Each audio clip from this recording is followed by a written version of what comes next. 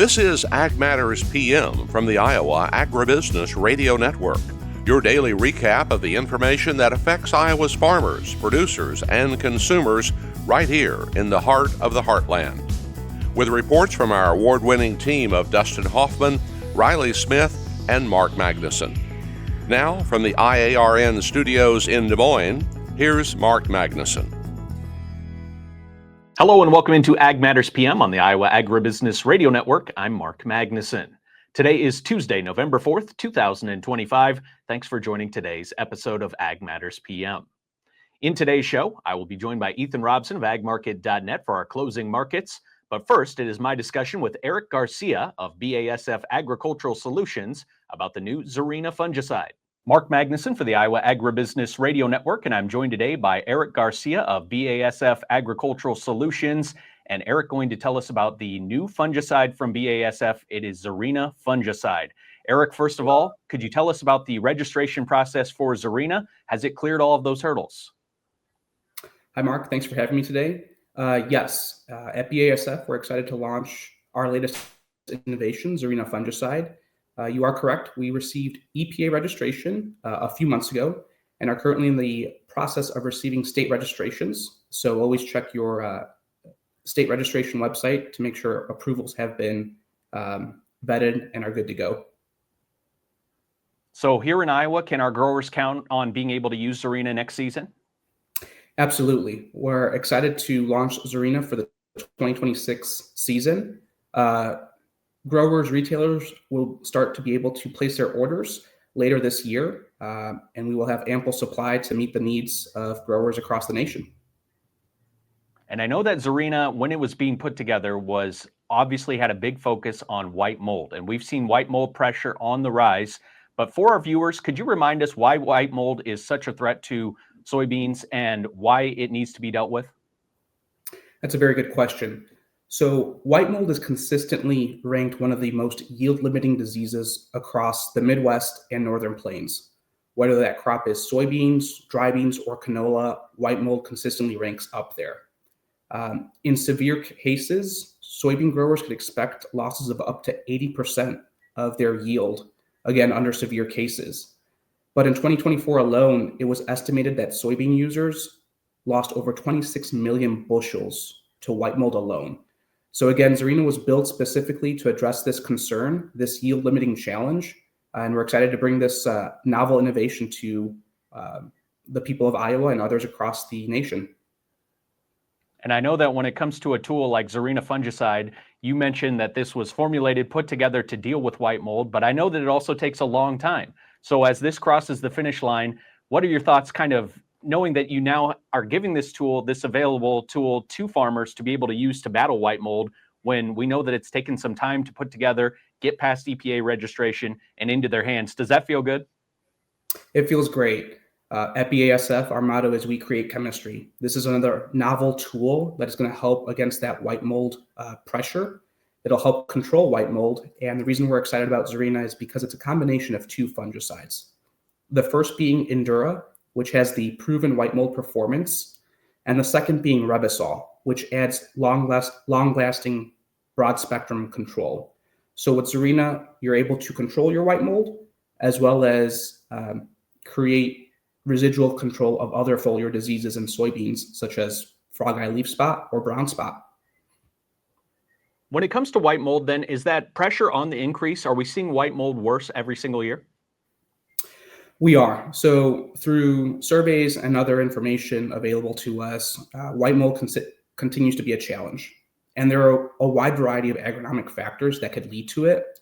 But one of the statistics that shocked me the most was white mold can stay in your field for up to 8 years, right? Even if you don't think you have it, you might have it sitting there ready to rear its ugly head. And so it's shocking that if we don't control it at the onset, we could be losing yield potential to white mold each and every year.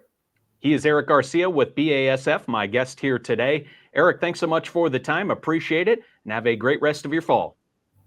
Thank you for the time, and likewise. Thanks to Erick Garcia of BASF Agricultural Solutions for joining today's show.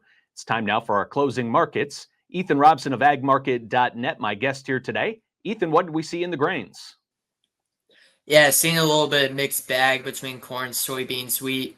Corn and soybeans down today. Seeing a little bit of profit taking from Managed Money. Managed Money had some pretty good profits in the soybean complex, taking a little bit of risk off the table today.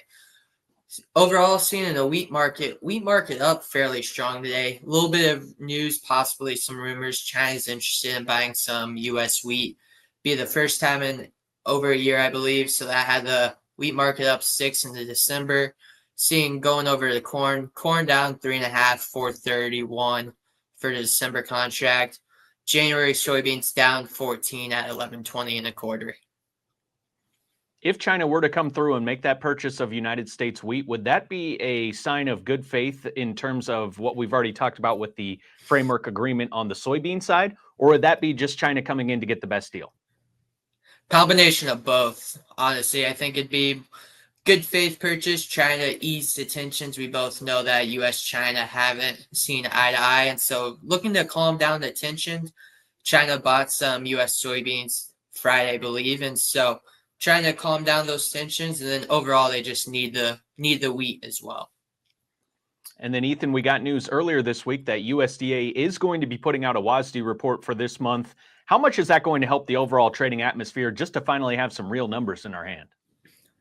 It is, yeah, not having to rely on the private estimate to be able to look at the numbers ourselves and see, okay, what is the USDA thinking? Harvest is wrapped up for most. Think soybean harvest. Private estimates about 91, 92%, give or take. Corn harvest about 85, 86% complete, I believe, nationally. And so really this USDA report on November 14th got pushed back a couple of days. Really just gives the trade some sort of direction, some sort of numbers to trade off of, because really the only report that we've had to trade off of is the export inspections. And so just kind of gives the trade some new life and see, okay, what are the numbers the government's thinking. And it makes a lot of sense, too, why traders would be a little hesitant maybe to make some moves right now with all of those unknowns, but actually getting that real report would make a difference. Let's talk about the livestock side of the market. How did cattle and hogs trade today?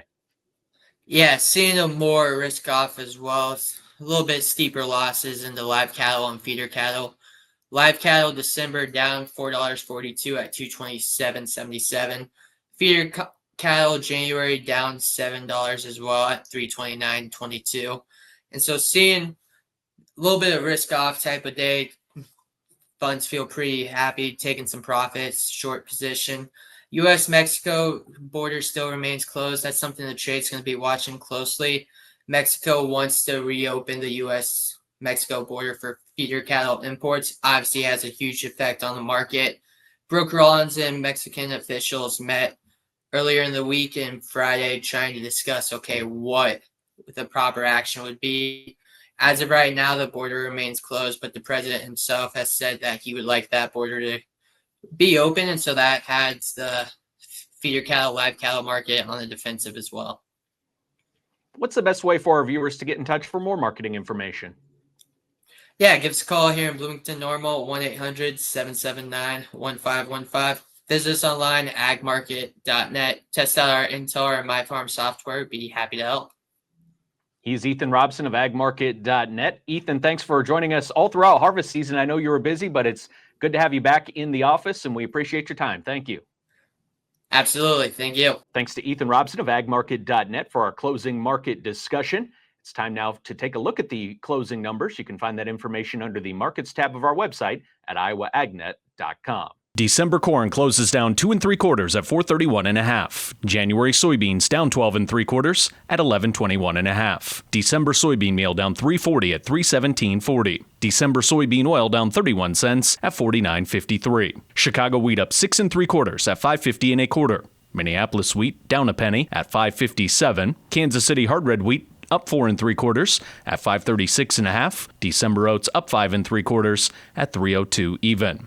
On the Merc, December live cattle down 443 at 227.78. November feeder cattle down 760 at 334.98. December lean hogs down 68 cents at 79.93. December pork cutout unchanged at 95 even. Class 3 milk up 7 cents at 17.12. That wraps up our closing markets for today and brings us to the end of today's show. You can find all of our content on our website, including the market information and all of our daily podcast. From the Iowa Agribusiness Radio Network studios in Des Moines, I'm Mark Magnuson. For Riley Smith and Dustin Huffman, you've been watching Ag Matters PM.